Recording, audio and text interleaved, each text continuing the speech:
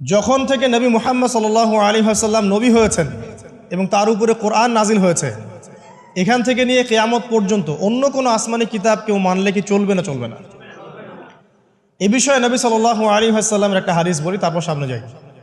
একদিন নবী সাল্লাল্লাহু আলাইহি ওয়াসাল্লামের সামনে ওমর রাদিয়াল্লাহু আনহু বসে আছেন। কে বসে আছেন? ওমর রাদিয়াল্লাহু আনহু নাম তো জানেন, ইসলামের দ্বিতীয় খলিফা। নবীজিকে বলছেন যে তাওরাতে কিছু সুন্দর কথা আছে ইয়া রাসূলুল্লাহ। এই কথা বা এই স্টেটমেন্ট শোনার সাথে সাথে নবী সাল্লাল্লাহু আলাইহি ওয়াসাল্লামের চোখ মুখ রাগে লাল হয়ে গেল। হাদিসটা মিশকাতে আছে। রাগে লাল হয়ে নবী সাল্লাল্লাহু আলাইহি ওয়াসাল্লাম বলছেন যে ইয়া ওমর, হে ওমর, তুমি আমার সামনে তাওরাত পড়ছো?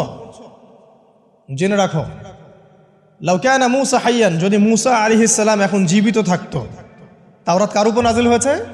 মূসা। তাওরাত পড়ছো আমার সামনে, তাওরাত যার উপর নাজিল হয়েছে সেই